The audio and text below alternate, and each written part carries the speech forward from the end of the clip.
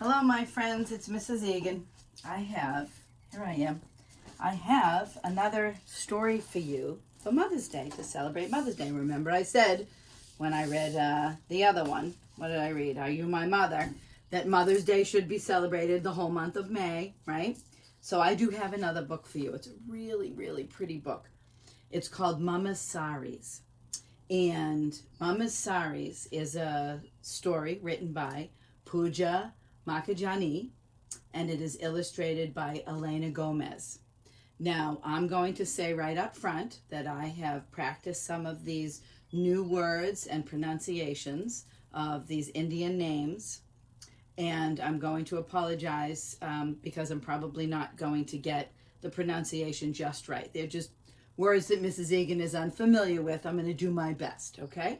It's a really beautiful book. It's a hardback book, but one of the things that I really got excited about this book is that so many places around the world have come to this story, and I'll tell you. So Pooja, our author, is of Indian descent, the country India, which is over in the Near East, okay? Way, way far away.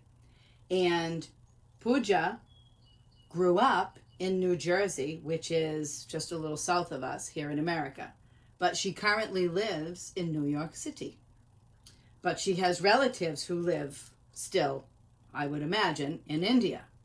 Now, Elena Gomez, she grew up in Spain and currently lives between Paris and London. Think about how many countries that involves. I just thought that was wonderful that all those different experiences have come into this really wonderful story about a little girl who wants to try on her mama's clothes. Okay? All right. I want to show you this wallpaper and how beautiful this is. Look at this color.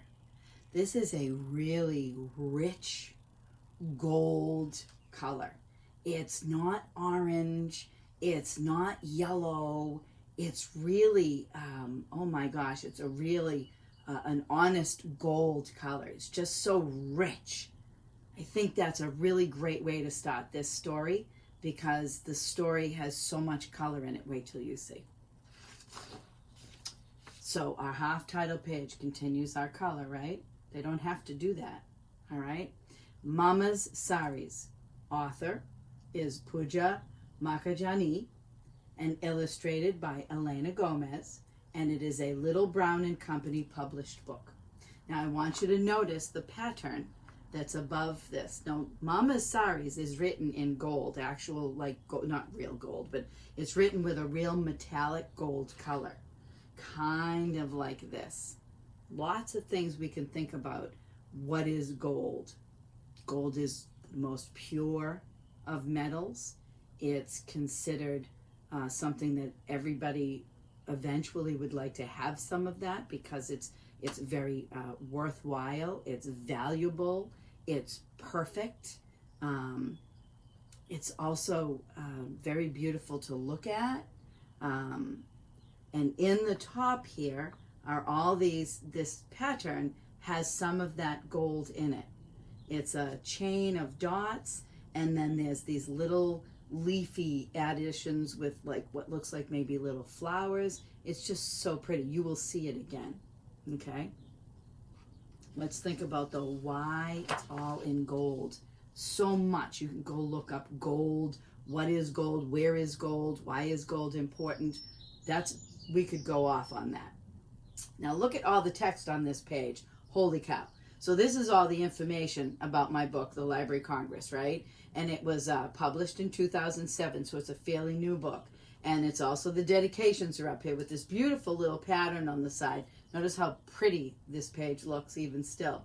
We've still got the gold, by the way. So our author has dedicated it for my mother. And the illustrator dedicated it to, it says dedicated for Roxana Hanif and Aliyah Rafiq. All right. So over here, this part here is the story of our author and how she realized that dressing up, wanting to dress up like she always wanted to dress up in her mother's saris, that's what this story is about, that everybody does that. that all children want to dress up in grown-up clothes. Whether you want to try on dresses and high heels, or whether you want to try on hats, or whether you want to try on saris, or cowboy boots, or aprons, whatever it is, all children want to pretend, that's what you do, to learn about life, but you always want to pretend to be a grown-up and start acting as if you're, that person who you're trying to imitate. So she said she wrote Mama Saris after realizing that no matter who she talked to, no matter where they were from or how old they were, they all had memories of doing dress up. Okay? Well, that's what we call it. So this part down here, Mrs. Egan did her best.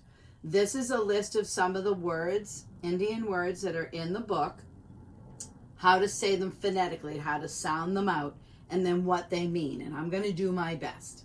Okay? All right, let's get on with our story. Notice the colors, by the way. This is a very colorful book. Mama, when can I wear a sari? I jump onto my mother's bed and I sit down. I watch her reach under the bed and pull out a leather suitcase. Inside are her saris. The yellow satin one she wore for Uma Didi's baby shower. The peach-colored one that is as fine as a spider's web. And my favorite, her red wedding sari, which I have only seen once because it is carefully wrapped in an old bed sheet. That's how people preserve things like wedding gowns and things. They wrap them in certain kinds of paper or certain kinds of fabric to protect them. When you get older, she says, unzipping the suitcase and putting it on the bed, that's when you can wear a sari, when you get older. But I'm 7 today, and we're having a party, I say. That's why you're wearing one. So she's having a birthday party. She's how old did it say? She's 7.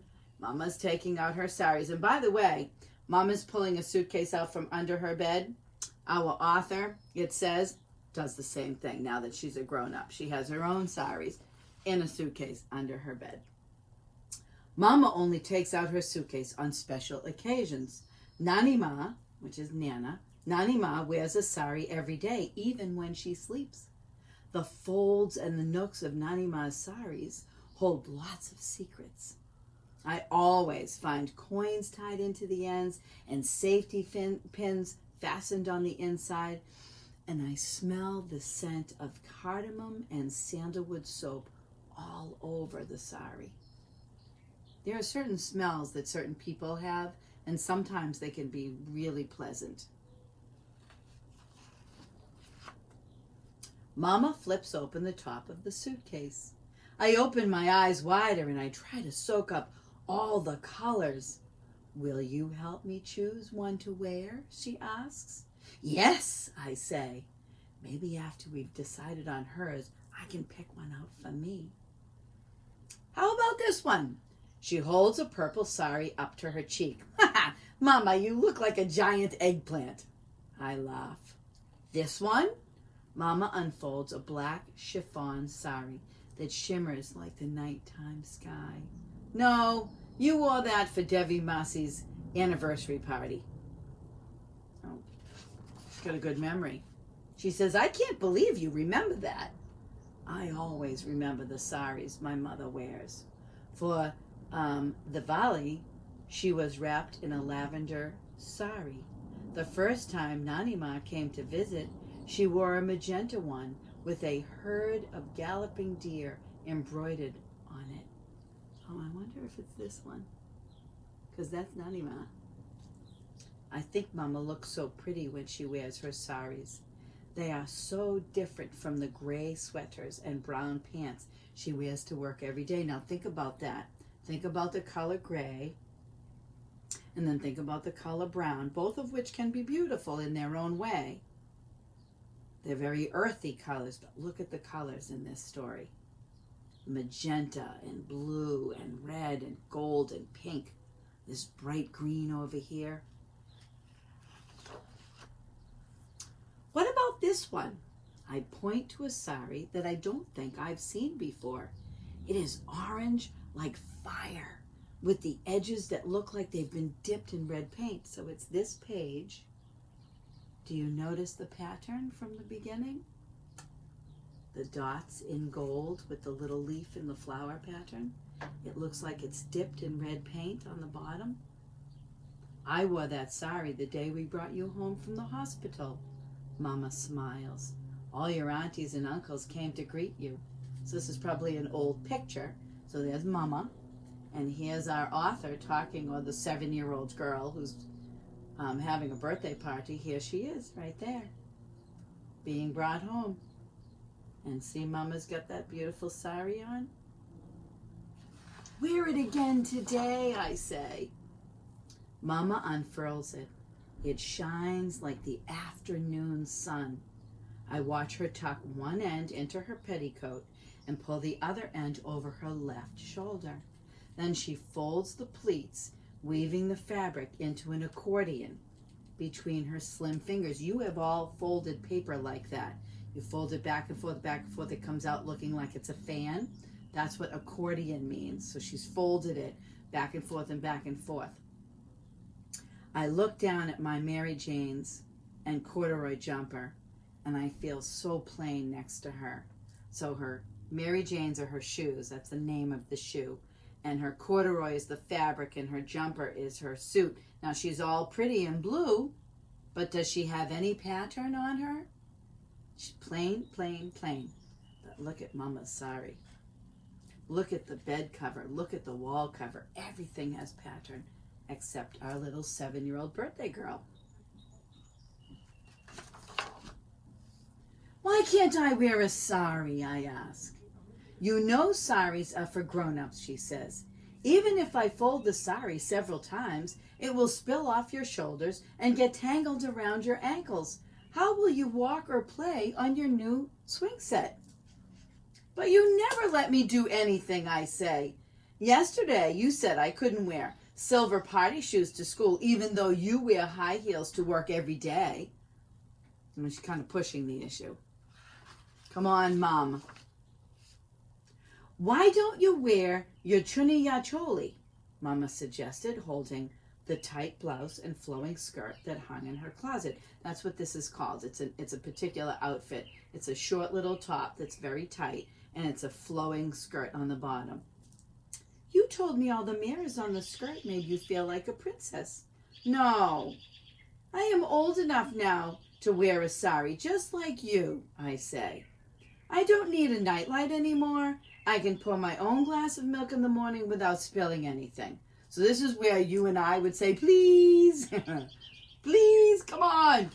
She's proving to her mother that she feels that she's old enough not to wear this little outfit, but to wear a fancy sari like her mama.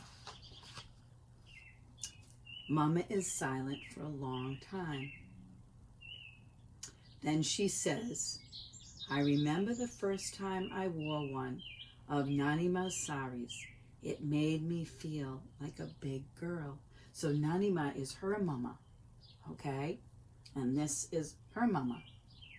Because if she tried on Nanima's saris, then those would have been her mamas. Please, Mama, let me pick out a sari, I whisper. I know which one I want to wear. Well, you are getting taller, and we could use lots of safety pins to secure all the tucks and pleats. Mama puts her arms around me. Yes, you can wear a sari, but just today, because it's your birthday. So she softened up. It's her birthday. It's a special day. She's going to let her do it. Can I wear one again on my 8th birthday, I say? By then, I'll be as tall as you are. She's kind of pushing it now, don't you think? Quit while you're ahead. She's getting to wear one today. Let's not worry about next year. You might be tall enough, but Mama laughs. She sits beside her suitcase and begins to show me the saris one by one. Soon, there is only one at the bottom of the bag. That's it, I say. It's the blue with the gold flowers that dance along the border. So look at what colors we have here. She's got this beautiful red one. She's got a yellow one. She's got a teal one, green. Mama's wearing one that's gold, right? Orange and red. And yet, look at right in there. That's the one she wants.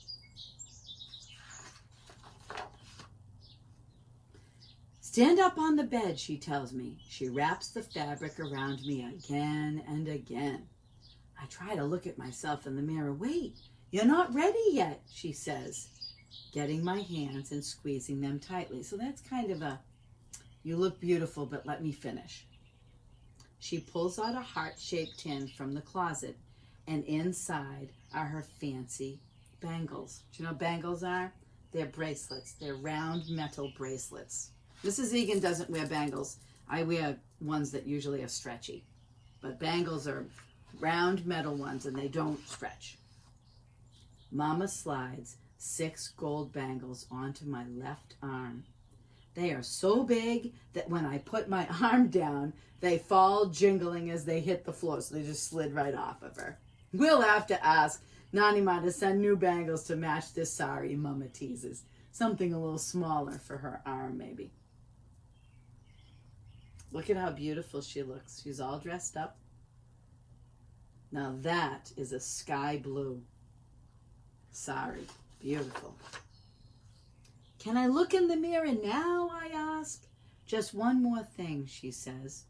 Mama opens the top drawer of her dresser and takes out a small box. Inside, stuck to the little squares of plastic, are bindis in many different colors and shapes. Circles, diamonds, and teardrops. She removes a glittery one and sticks it right between my eyebrows. It's a decoration, just like you and I might wear earrings or a necklace. In India, that is a decoration. It used to stand for if you were married or not, but now it's just a decoration, more jewelry. Now you can look, she says, beaming.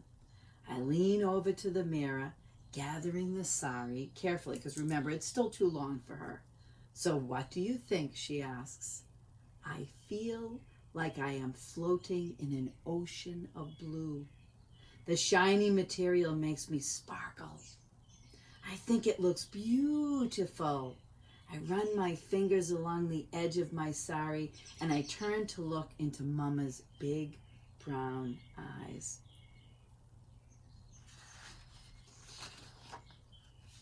I think I look like you. We oftentimes think that we look like our parents, and our parents will do that. Mothers and fathers will say, you've got so-and-so's eyes, or I think you have somebody's nose, or my, you look just like your dad looked when he was 5, or something like that. That's a beautiful book, Mama's Saris. One thing I want to add before we go is, do you remember the other book that I read? If you haven't seen this other video, I read a book for Ramadan called The Proudest Blue, and it was her first day hijab, okay? Our author, it was a story about her first day hijab. Notice that they both chose these blue colors to wear, something special that it made them feel grown up. And notice, if you go see this other video, that they both describe wearing that blue material as feeling like they are part of the ocean. I just think that's beautiful. I think maybe we need to really think about what blue means and what gold means, remember, from the beginning, okay? All right. Well, happy Mother's Day to everybody. Remember that we all have a mother. She might not be with us. She might not live with us. She might not even be near. But we all have somebody who was a mother to us, and we have somebody who mothers us all the time. Doesn't have to be a girl, by the way. You can be mothered by somebody who's not a girl, because mothering simply means to love you and take care of you, nurture you, and teach you how to become the best you can become so you can go out into the world, because that's what mothering does. Okay? All right. I will see you soon. Thank you very much.